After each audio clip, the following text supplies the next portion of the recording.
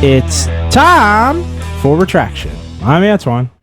I'm Jamie, and we're reversing course through discourse. Chattanooga. That's all I got. I don't know. I got What is nothing. that? I got nothing. You're not recapping the episode? You're not like doing your thing? Oh, this is episode 87? 86? Wow, you are slipping. Slipped. Sloppy. Getting sloppy. Very sloppy intro. Right? Man. All right, listeners. Jeez. Anyway. This is episode 87. That's correct. It's 87. Sure, just go with that. Hey, we're 13 away from 100. That's what I wanted to say. I was like, we're 13 away from 100. Why is that significant? That's 13? Why not 12? Why not 10? Well, I will probably say it as we get closer. You're just trying to save. You're just trying to save yourself because you didn't write your fancy little thing where you're like, so whatever, where we do whatever. Oh, you see through me. Yeah. Okay. Save face. So yeah, I'll go first. Go for it. I'm curious, Antoine, would you ever take a hot air balloon ride? I feel like no, you're not a risk taker in that way. Nope. Well, just so you know, a hot air balloon goes about 3,000 feet in the air. Yeah, that's a lot. That's why I don't do it. There is a new way to get a 360-degree view of planet Earth that will take you over 105,000 feet in the air, which that is about 20 miles. Mm-hmm. And it is Space Perspective. They're offering guests a spot on board an 8-person luxury capsule hanging from a massive space balloon. Mm-hmm. And there are over 900 reservations already. It'll be launching from the Kennedy Space Center in a couple of years. And you can buy a ticket for the low price of $125,000. Only $1,000 down payment, by the way. How much cheaper is that than the shuttle to Mars? I am happy that you asked that. The shuttle to Mars? Ooh, I don't know about the shuttle to Mars. I don't think there is. Is there? I thought Elon has the. I thought he already started quoting out those prices. Not that they're available, but I thought he quoted out what it might cost. So I looked up every other space tourism thing available today that you can actually do. Okay. And this is the lowest, $125,000 for 6 hours, 20 miles up. The next level is Virgin Galactic at $450,000 for 90 minutes at 30 miles up. So you're spending significantly more for significantly less time with only 10 miles higher. Okay. Blue Origin, that doesn't sound like good ROI. No. I mean, I feel like this Space Perspective thing is going to run Virgin Galactic right out of business. It's an absurd comparison when you look at it on paper. Mm-hmm. Blue Origin, $28 million for 12 minutes, 62 miles up, which is the internationally recognized boundary between Earth and outer space, called the Kármán line. Okay. Did not know that. Axiom Space and SpaceX, $55 million for 10 days. That's like the bare minimum. That's literally a company that said, we're going to take you into space on a technicality. We're going to do the bare minimum and charge one of the highest premiums to do it. You're talking about Blue Origin? Yeah, I'm talking about Blue Origin. Well, they're actually third out of. We can't guarantee that you actually get there. It's just the nose of the shuttle breaks the barrier into that area of, I don't know, the sky, and then it goes back down. You really would never know, right? I'm just saying. How would you know? You wouldn't know. Right? Exactly. You wouldn't know. I mean, what are you going to bring? Your own little handy dandy homemade testing device? Yeah, like how would you even know how high up you are? There is no. You're like above the things that would tell you how high you are. There is no like thing. You're above all the satellites at that point. Are you supposed to experience weightlessness at that point? Probably I would not. No, I would assume so. Because in Virgin Galactic, I think you experience that, don't you? Okay, I don't. Maybe know. I don't know. I'm just asking. It's a good question. I guess that would be it. I guess that's your barometer. Did I get weightless, or did I just start to levitate out of my seat just a little bit, and then the trip was ending? Ooh, I feel like that would just be that feeling of going down on a roller coaster. It's like that weird feeling. And you wouldn't even know. You paid $28 million and you'd have no idea. Can you? So the next one was SpaceX, $55 million for 10 days, 7 at the ISS, the International Space Station. Oh, that's pretty cool. That's pretty cool. 250 miles up. They have another one for $55 million, where it's 3 days, but you're orbiting Earth at 356 miles up. Okay. And then you have the Roscosmos, which is the Russia Space Agency. Sorry if I mispronounced that. There's this $5 million more. That's $60 million for 12 days, a 12-day trip to the ISS. So you basically get an extra 2 days in space for $5 million. Oh, so that's kind of, that's a good deal. I'm sure it is, right? I'm so saying that when you're already dishing out that kind of cash, I'm like, what's another $5 million? That's nothing.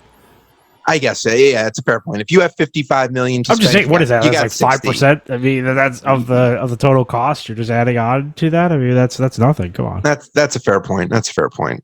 So 10%. Knowing that, right, you would never do a hot air balloon ride. Would you do any of these if you had the money? Yeah, these are different, but hot air balloon is insane. I mean, you can fall out of those What is your logic there? What do you mean? It's not like the basket. Obviously, right? It's something complete. It's like enclosed that we're talking about here, so it's different. So that's the thing. It's the open air environment that gets. Oh yeah, definitely. Yeah, you can catch vertigo and just fall right out. You pass out. You just tip right over. You're not a convertible type of guy. I take it. Well, that's on land. That doesn't go in the sky. If the convertible is lifted off and took me into the trees, then yeah, I probably am not a convertible kind of guy. I'll be like, you know what, convertible is not for me. No, that's fair. Vertigo, fall out the passenger side. I mean, that's horrible. I don't want that. Like See, that. I've always wanted to do a hot air balloon ride, like over Africa or something. Yeah. Okay.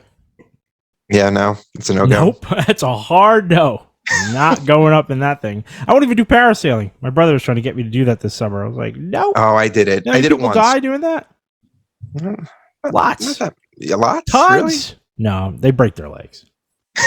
People get injured. It's not worth it. Like worst case, you cut the cord and you float gently down in your parachute, right? No, you crash into the ground in a horrible fashion. You should look YouTube some of those videos. You'd be horrified. Well, I went once and it was delightful. Well, you survived, so of course it was nice. I did. I'm a survivor. Yeah, you ended up like a paraplegic, so you're like, oh, so it's amazing. So knowing what your thoughts were on commercializing space and colonization and how the role that private industry currently is playing and what you think they should be playing. Yeah. What do you feel about this type of space tourism? I think space tourism is fine. I wish that it was NASA who was doing most of it and it was going back into the government coffers, another way to tax billionaires so that they can't hide. You're giving them something for their money that they can tangibly see, feel, get to brag about when they're on the golf course the next day or the next week. So I like that from the government point of view, but from private industry, it's just, it is what it is. Private industry takes taxpayer dollars to, line their coffers and do what they need to do. And then they take billionaire money to further increase their profitability by doing space tourism. So it's sort of like, okay, all right. What do you want out of life? I guess it's capitalism in its finest. What's the difference between like this and airlines? Why is it fly okay to fly? You don't just go up to fly. You know what books a flight for the experience of flying. I mean, yeah, they did like back in the 50s. That was a long time ago. That's a very different era. The motivation behind the activity is why you think it's okay for private industry to operate airlines, but not.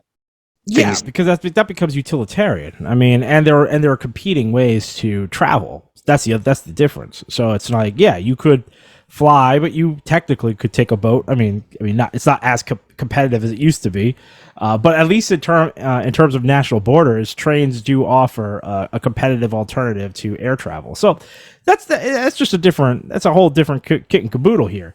If we're just talking about travel tourism, there's very few things that you could do today that equate to travel tourism. One of them are like the scientific vessels. People pay thousands of dollars to like see the Arctic, on a science boat of some sort.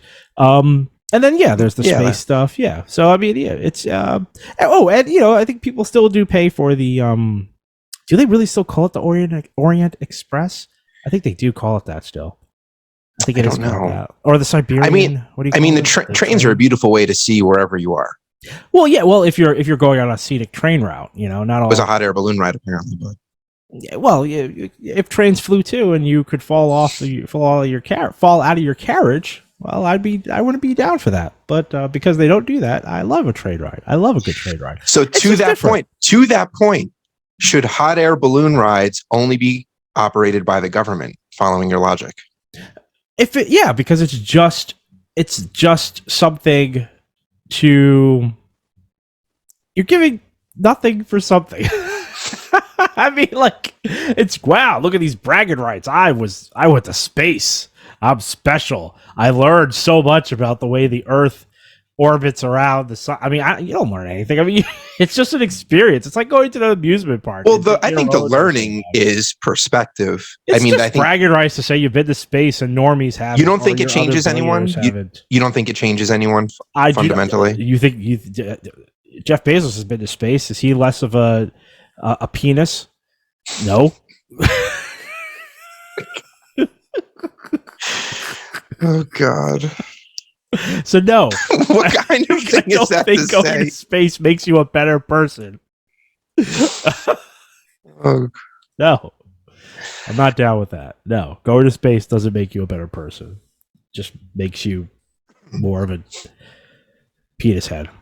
so, what your thoughts here are that space colonization, all of that kind of Mhm. stuff, should be government led. I mean, Yes. space tourism is fine to be operated in this way because it's That's no right. harm, no foul. No harm, no foul. Yep, basically. I just wish that the government could reap the rewards. That's my point. You put all this money into helping all these startup private enterprises off the ground, in conjunction with working with NASA. I wish that we could reap some of those, some of the rewards that they're venturing into. So, do you think just like you need a license or a registration, like something like that, where you just pay for the privilege, but all operations and everything are still private? You're just paying for the entrance fee into space. I think that the government. I mean, if we're going to use SpaceX versus, I think SpaceX's first, pitch to the government was creating cheaper rockets so that we could get supplies more easily to the International Space Station. So that's a fantastic pitch. That's fine. That's a contract. That's what we do all the time. So we're contracting out a solution to a problem. There's nothing wrong with that. But then if they go off and they start mining asteroids and making trillions of dollars, off of these like contracts and this cushy relationship, well, at some point you got to turn around and be like, all right, well, yeah, that's the downside of contracting out every single aspect of our society. But I guess I don't really, I don't want to. The counter to that would be, okay, they did that.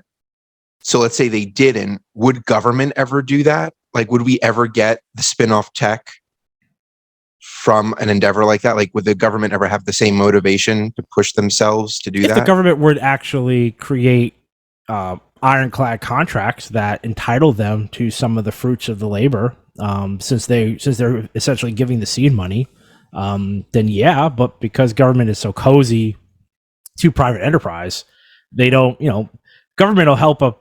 Yeah, it's like the whole nonsense with the internet and Google and all those companies. They're allowed to go off and create patents and basically embrace a monopoly for the based off of the infrastructure that was originally government sanctioned and government funded. So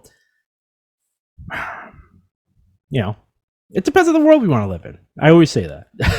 It is what it is. It's like, depends on what you want out of life. Do you want your politicians to work for you, or do you want your politicians to work for anonymous billionaires and corporate interest? And most people are actually quite happy to have it be the corporate interest, have it be the latter rather than the former. So, fair point.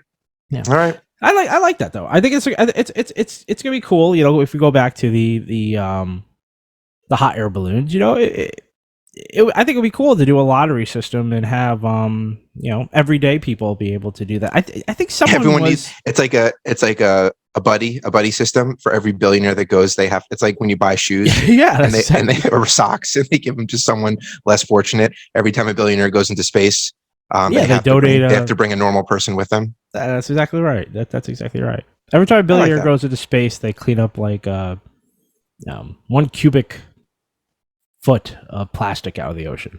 What a cool company concept.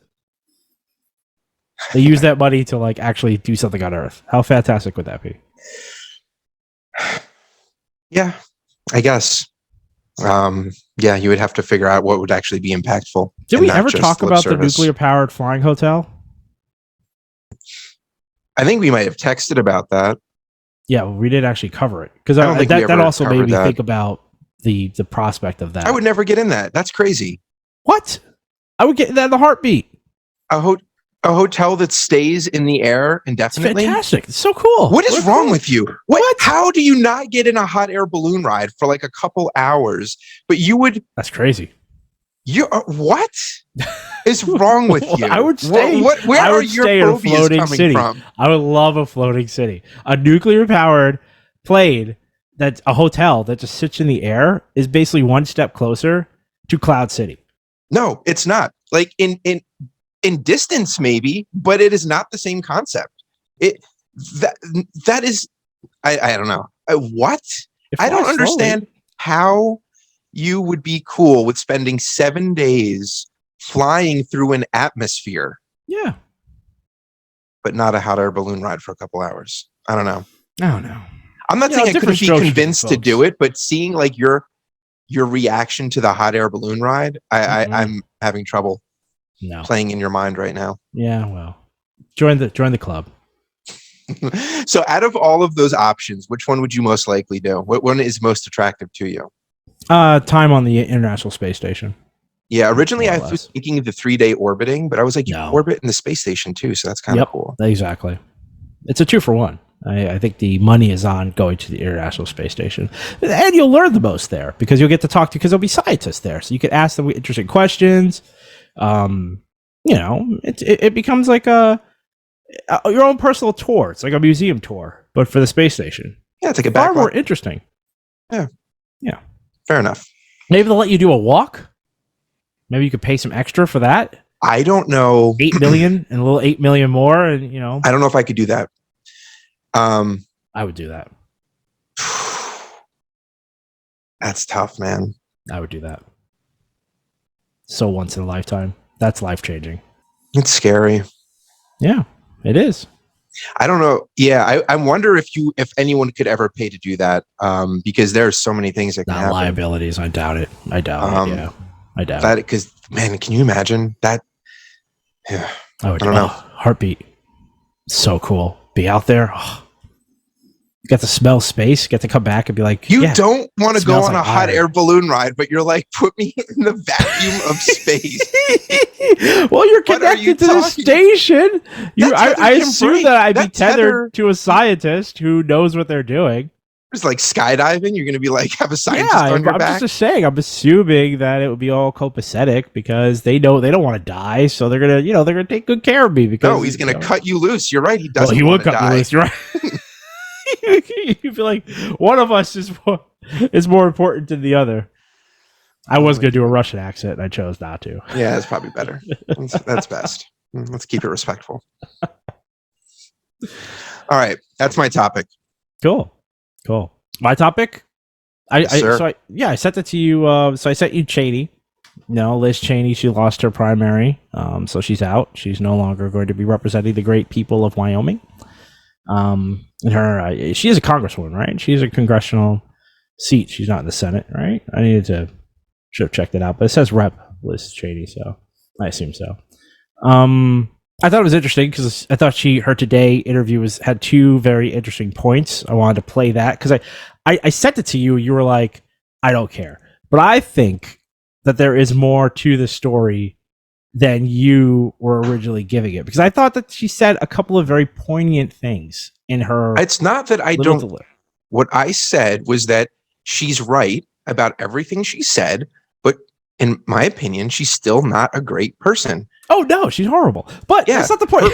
That's not the point. Here's what I want to know. We gotta listen to this because I want to play this because this is one point that I really want to drill down into because I think this is important philosophically. As a representative, I think this was such a crucial aspect of her Today Show interview. So this is what I wanted to play.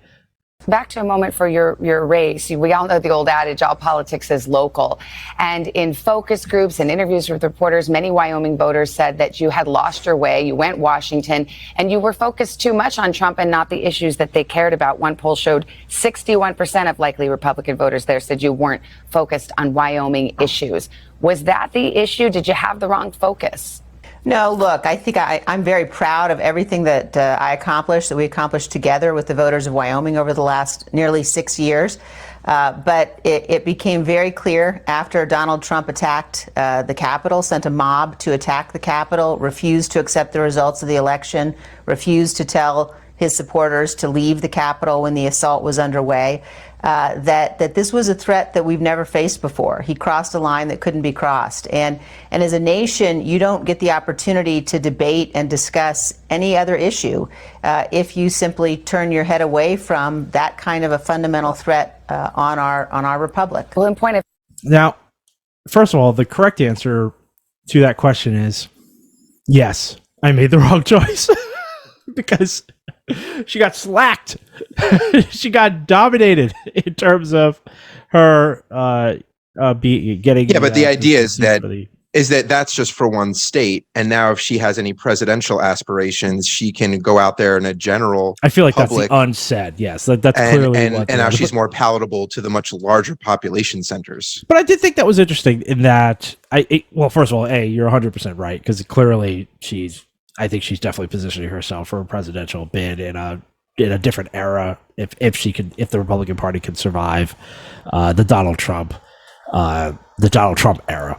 But I just thought it was interesting because it's like it raises a fundamental question about what your representative is sent to Washington to do, and I think that there is a little bit of disingenuousness from her electorate, from her, what do they call it, participants? No. What's the word for it? Yes, from her constituency, because all the time Congress people go to Washington, they always end up on different, much wider bills. Climate change bill, the bill for doing something with inflation, things of that nature. That it's not like they necessarily just stop and only do things that are just about where they come from. So it's just like she's only going to work on bills that have something that has to do with Wyoming. If it doesn't have anything to do with Wyoming, she's not going to be on it, right? I mean, I think that's a little disingenuous to say that was the expectation, because that's never the expectation. Do you think that sentiment was, took hold organically, or do you think that they were fed that from a conservative media outlet? They were. They definitely were. I'm not like, I don't know if it's disingenuous. I think that, we're in an age where people are handed their opinions. And that was the opinion that they were handed en masse. Well, yeah. It's a cult following. Well, I think it's here's what I think is very poignant here, because she was taking a very high-minded approach to what she was doing. She was basically saying, we cannot afford to get knocked down in terms of like the nitty-gritty of everyday life, because the future of the republic is at stake. Like, I'm out here on the front lines defending the ideas, the tenets of democracy, American democracy, and that's such a high-minded. Look, I'm glad she's got a floor to her to her whatever, like her ideology. I'm glad that there actually is solid ground deep in the dark pit. I mean, she's taking a position, and I think that she's taking the position of what is it, the right side of history. I think that she's definitely going with that. That topic. I mean, this is the woman who was anti-gay until her sister, came out and convinced her otherwise. No, look, I don't agree with her politics at all. The GOP platform, when you look at it quite literally, is rather oppressive to a lot of segments of the population. It's oppressive to the segments of population that they espouse to promote and to champion. Because later in the interview, she goes off to talk about how she's here for traditional Republican values, which are the family and the home. And you're always like, all right, well, My question why to you don't is you what promote what universal family? health care or a federal maternity leave or anything that actually would help out any human being that lives in this country actually have a decent family without worrying about going starving or keeping their home or heating their home. I mean, they never talk about that nonsense. Yet they're always out there saying the family. So it's like, what Well, I family wanna are you know talking what- about? What, like I wrote to you when you sent me this, what about their platform translates into family policy? Beyond nothing. their Nothing. pro-life Yeah, stand. yeah, exactly. Beyond that, what do they beyond do? the philosophical, there is absolutely nothing like that you can actually ascribe to saying that they're trying to make family life in America easier in any way, shape, or form. So it's like her and Adam Kinzinger, these people who any other day of the week, I mean, you take a lot of Democrats you would never give a second thought to vote for president. Any other day of the week, you would just brush them off and say, no effing way. Now that we've had this heinous attack on our democracy, literally and figuratively, we're creating these coalitions of unlikely bedfellows. And I get it. It's needed. She's, it's like I said, enemy of my she's enemy. right. She's absolutely right in what she says.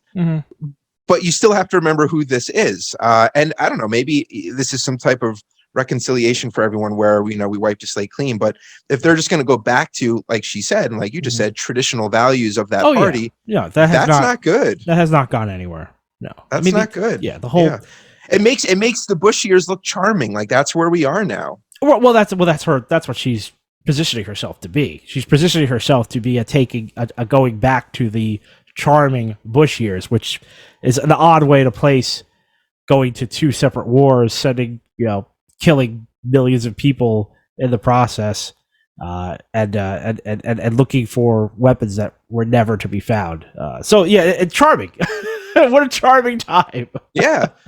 What a great charming time. Oh, and of course, the era that preceded the Great Recession that impacted again more millions of people around the globe, creating basically insecurity, retirement insecurity, up and down the population spectrums. So charming times indeed. We can always go back to that. So at least I guess it's better than I don't know where we are today. And that's the thing. It's like, that's it's like this sick, twisted way to position the argument that what she wants to return to is arguably better than the Republican positioning now, but it's not good.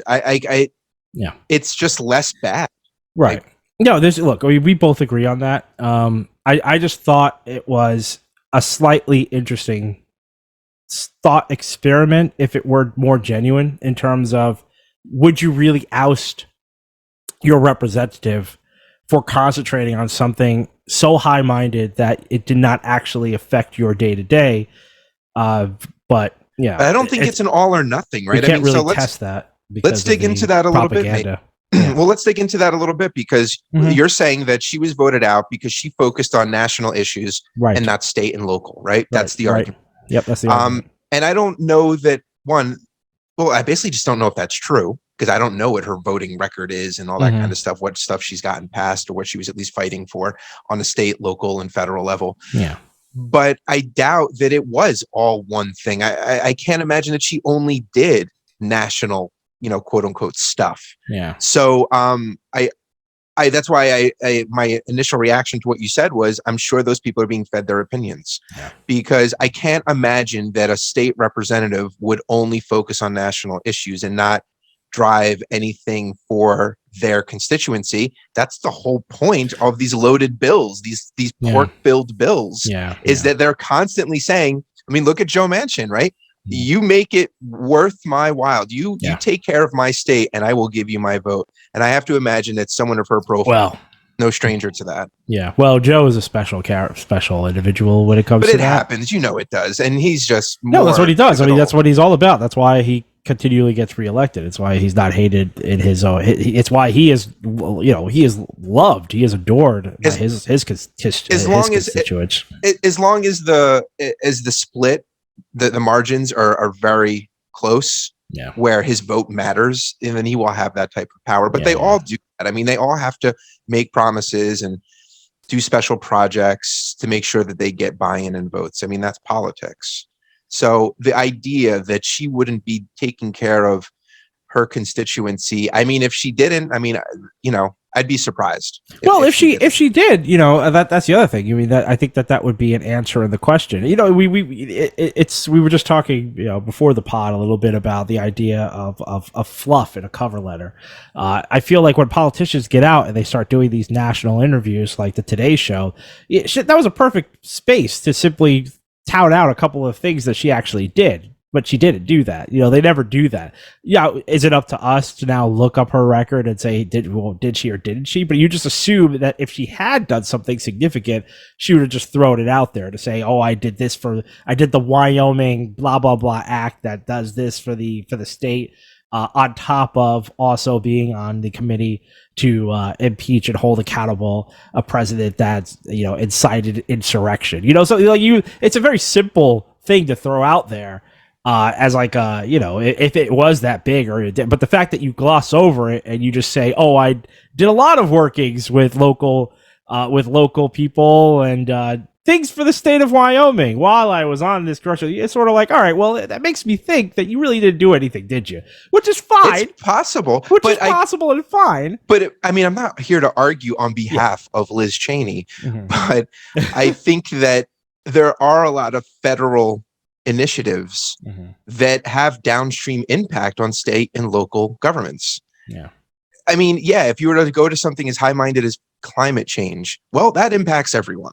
Like, you can't escape it one way or another. Well, you have to make the argument, and I don't know where her real position on climate change actually is, because again, at the end of the day, this is only an enemy of my enemy scenario. It's her politics. Well, the Republican Party doesn't really support that. Her politics are not palatable to my interest. So, for her, one of my favorite questions ever on a Republican debate stage was asking candidates who believed in evolution versus creationism, and no one could raise their hand that they believed in evolution. I thought it was amazing. Well, that's fantastic. Anyway, what was that? Was that the Texas one? No, this was years ago. Not years ago. I mean, maybe like 8 years ago, something like that. God, it might even be longer than that. I can't remember because everyone was sending around the that clip from the debate. I thought it was Texas. Who was it? Was it Utah? Remember, it was all the politicians, and they were asking. Are you talking about the Arizona one? It was Arizona. Sorry. There's Texas. two Arizona ones that I sent. Yes, it was Arizona, where everyone was sort of like. She was like, well, I don't even know why this dude's on stage. He's polling at 0%. He was like 1%. 1%. 1%. Like one of the funniest corrections I've ever seen in my life. Hey, man, get their facts right. 1%. Get it right or pay the price. That's basically what he was. But it's an interesting point, because during your party primaries, you can have someone polling at that level still be on stage, but come to the general election, you can't get third party candidates unless they're over 18% or something. Oh well, I mean, who sets those rules? Well, the two parties, because they ousted out the League of Women. So yeah exactly. Anyway, I thought that was interesting, so I just wanted to bring that up because I wanted to get your take on it. I thought that her ousting, I think is it's going to be interesting, because it clearly is a referendum to say that the Trump support is very strong. It definitely should be a wake up call to majority of Americans, especially because majority of Americans live in cities, and the Jan 6 committee is very much, they've made a great case, and it's very difficult to to find many people who live in the most populated cities who would say, oh yeah, Trump had nothing to do with what transpired after his glorious speech and an incitement to go take the Capitol. But there's just a lot of pockets where that's just not the narrative. Well, they again, still because hold a lot of they're giving power. their opinions to them. I hear the countering. We're on Twitter, right? And people say it on there. And it's as crazy as, there's no cross-examination. Well, there's not supposed to be. It's not a trial. It's a hearing. Right. But only one side. You don't see anyone going under oath, countering any of this stuff. They're Right. free to do that, and Yeah. they don't. Yeah. And if it ever does go to trial, sure, you will have your cross-examination then. And I'm sure certain things will be thrown out, but the overwhelming majority of this stuff, it's all pointing in one direction. Yeah. It's really hard to ignore. And the only thing that everyone is using to disqualify everything is that there's no cross-examination. It is this absurd willfulness to be ignorant to the truth. Right. I will also say that Liz Cheney gets a lot of flack for how much money she's made while in office, which is just like, it's kind of like being angry at a bear for being a bear. You get into politics to make money. That's just what it is. It's kind of hard to, pretend that it would be anything otherwise because of the nature of just what politicians are the information they're able to glean and the investments they're allowed to make. It's access to people. I'm just saying, but it's mostly the investments they're allowed to make, which are usually, I think someone did. I don't want to quote this because I don't want to. I'm not going to quote it, but I'm just going to say that you could probably do some research and you could show that politicians' stocks. Their portfolios on average beat the average investment portfolio. So we can leave it at that. Yeah, I'm sure that after a couple hundred years, they've figured out a way to make some money. Yeah. So anyway, that was my small little thing. All right. You have anything else? Small little? No. I do not have any other small little things. Oh, well, I like it. I mean, it's a quick episode, and because we're always here. Sometimes we give you the long heat. Sometimes we say, you know what, you're coming along this journey. We're going to do Lawrence of Arabia style. We're going to go through the desert. We're going to go through creeks. We're going to stop at an oasis. We're going to, we're going to take a camel. They're going to drink. Then we're going to take the camel somewhere else. They're going to go to a mountain. We're going to.